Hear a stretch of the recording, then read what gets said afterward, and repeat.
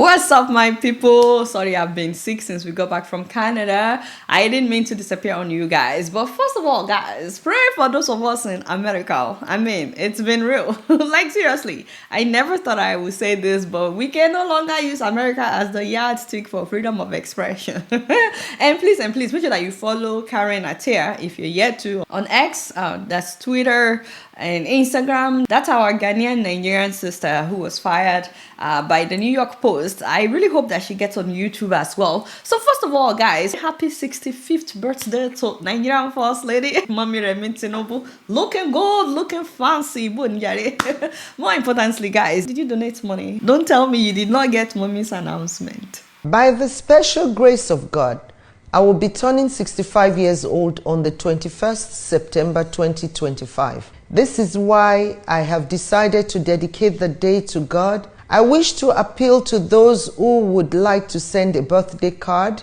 cakes, flowers, greetings in the newspapers, should please send the funds to the designated account, the completion of the National Library, under Oluremi at 65 Education Fund, Zenith Bank PLC.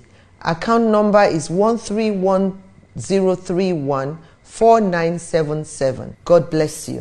Amen. You cannot make this up, guys. Like, how? Like, what a very considerate somebody. She said no need to send her anything or print happy birthday in newspapers. Those of you that like to, that normally like to send her something. She literally made a video that this year what she wants is for you to donate towards the building of the National Library. Wow. See, there's so much that I could say about that. But I'd rather just read you guys' comments because I'm sure that you donate something to the First Lady before commenting so that a sort of people will not delete your comments. So like I said, there's a lot that I could say, but I'm not going to say anything. But the Efron 3, guys, I am baffled by an administration that has made life so difficult for a lot of people, and that will still have the lever to ask the same people to donate money for library.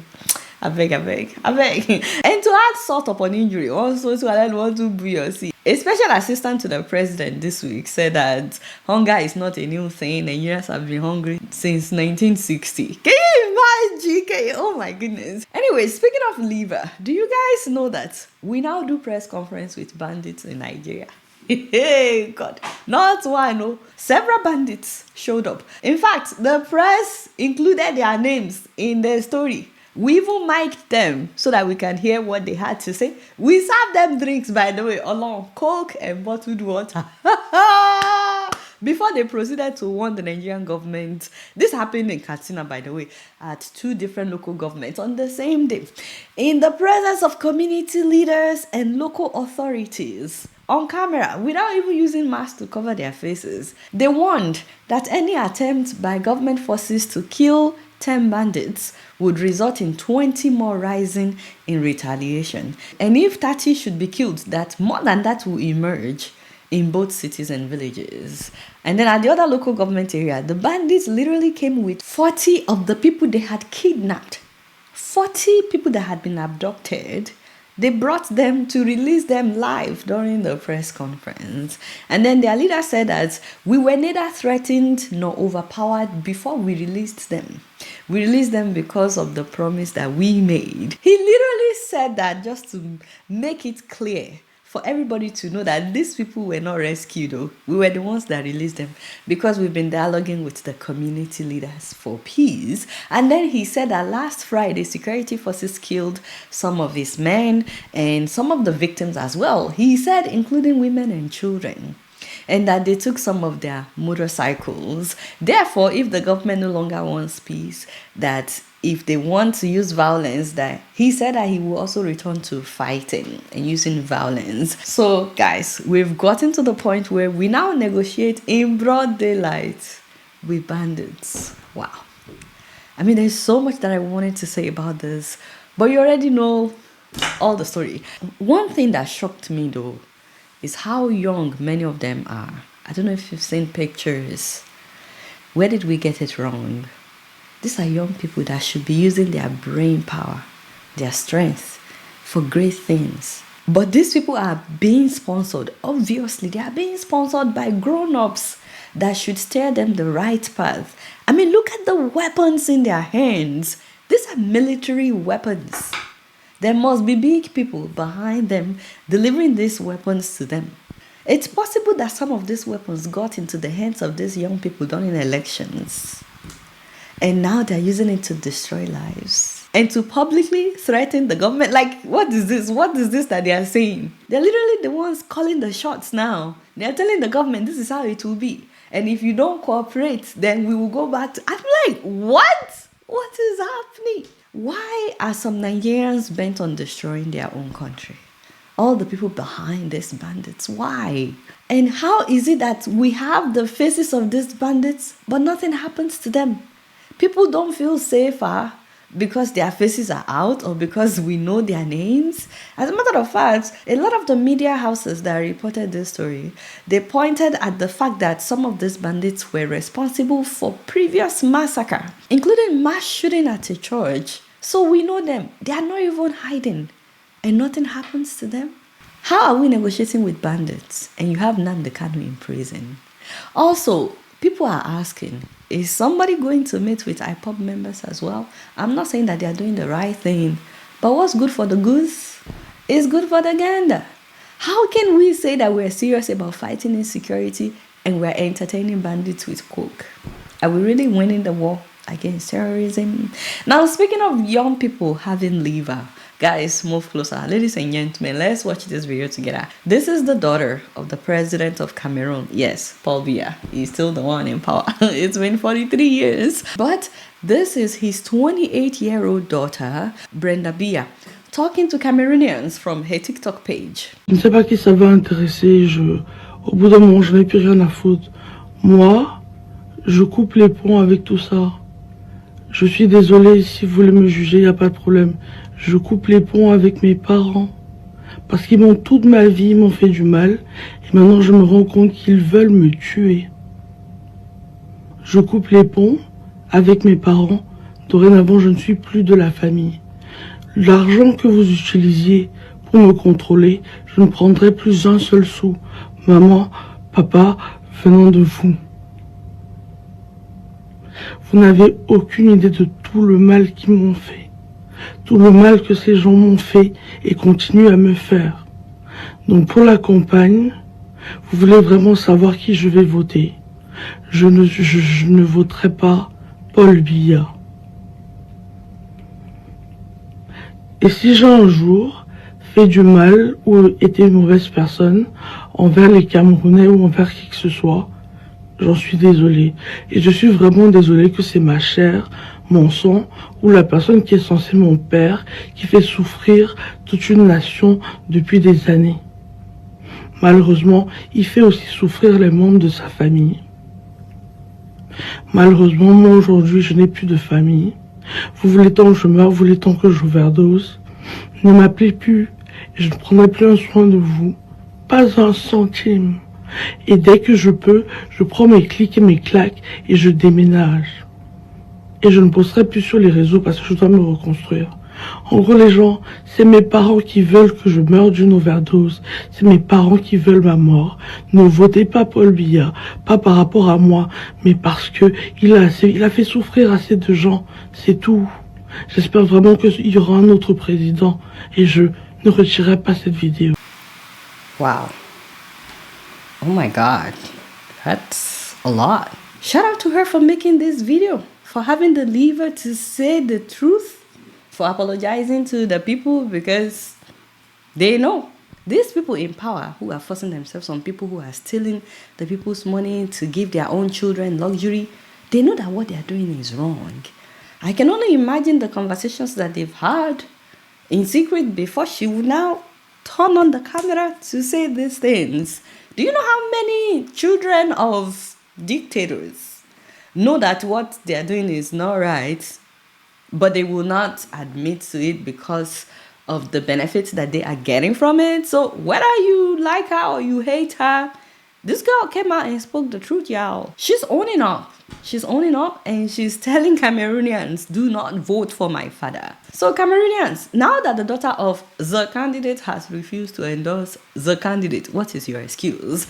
If she would have the confidence to do this, knowing fully well that, I don't know, they may go after her. If she would have the confidence to do this, then what is your own excuse? Because I know that most Cameroonians are tired of Paul Biya. We know that, 43 years in office and his health is failing.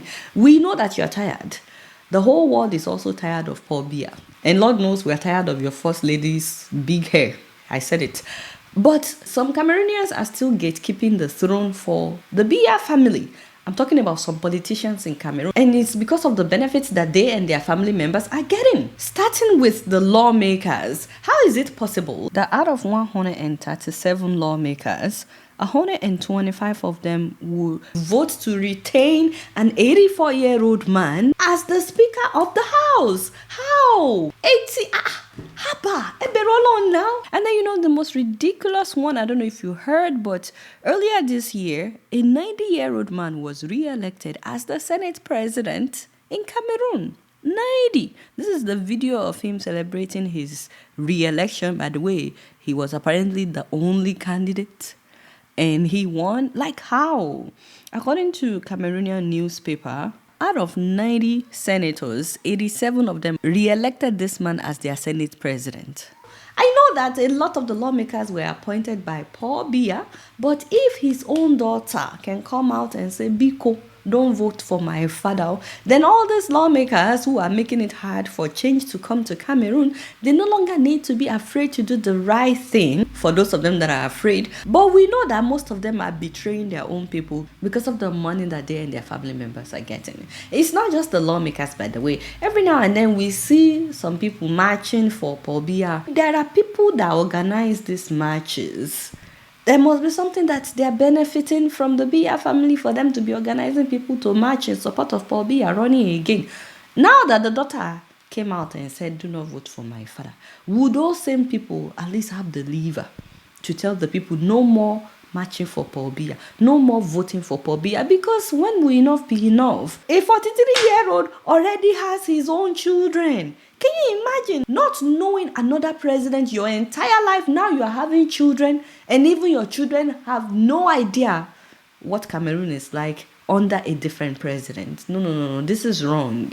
You have no more excuse. If the daughter of Paul Biya would say, don't vote for my father, then nobody has any excuse. Now, I know that it's not always based on election. A lot of times they've decided the result of the election before election, so there's really no election, it's just a selection. Well, then the people will always stand their ground. The people will always revolt. But there's usually some of the people that betray their own people, and those are the people that I'm trying to talk to. Not many of them. Most people are tired of him, but there are some of the people that are still betraying their own people for the Paul Biya family. I'm really curious what you guys think about Brenda Biya that made that video. In the same video, by the way, she talked about how her family allegedly wants her dead and that they are saying that she will die of drug overdose. Can y'all please pray for Miss Brenda? That is, if she's into drugs, we want her to stop. We don't want her dying. And whatever you do, please and please in the comment section, do not make fun of her. Nobody knows tomorrow. If she could get her act together, you never know what tomorrow might bring. And speaking of prayers, guys, if you're an African in America, please start praying between now and the end of October that you will be the winner. Okay, I'm glad you asked. Winner of what? Yes, Lemfi is giving away a brand new Toyota Cross. Oh, Father. Hey, I know that you all have your cars, but you can gift it to me. I want a brand new car. Especially because they are not allowing me to enter the raffle. Can you imagine? First of all, for the first timers, by the way, those of you that have never used Lemfi, you've heard me talk about Lemfi all this while, but you've never used it, you can also win this car. All you need to do is download Lemfi first and foremost, enter my name Adeola as promo code, because why not, and send at least $5 to Nigeria, Ghana, Tanzania, Kenya, Uganda, Rwanda, Cameroon, Gambia, Senegal, Cote d'Ivoire, or Benin Republic for 0 transfer fees.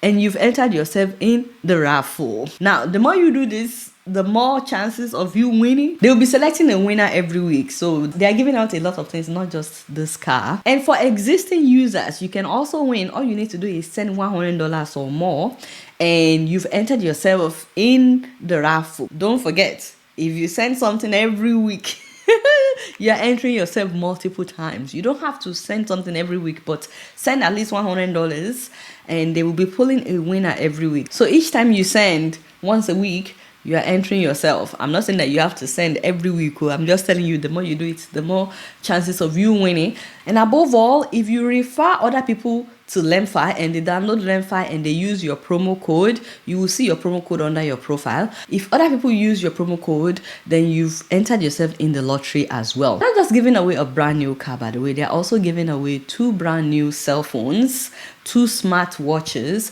a gift card worth $500, a luxury bag, and of course, a brand new Toyota Crosser. Who's downloading Lemfi as we are speaking? I say, but I already see and download. Use my name as promo code. If you win, I don't want no motto. You will share the car with me. Happy 60th birthday, by the way, to 2 people on this show this week. First of all, a pastor, a lecturer at Mewa International University, Abuja, and a chartered accountant with expertise in finance and debt management, Honorable Femi Obalemo. This shout out is sponsored by Auntie Suzanne Uko in the US. She said to thank you immensely for being so caring and for being an inspiration to her entire family. Happy birthday, sir. And my second 60th birthday shout out goes to a viewer of the show by the name Reverend Sam. Happy birthday, sir. I heard that you and mommy watched the show. Thank you so much. The shout out is from your children, especially Uncle Shalom. They are all saying that they are so grateful for you and for mommy. They say that you are always present and that they truly appreciate you. And they send their prayers that may your day be filled with love, joy, and everything that your heart desires. Hit that subscribe button if you're yet to. Follow me on Facebook, Twitter, Instagram, and TikTok. Until next time, I will see you all later. Peace out.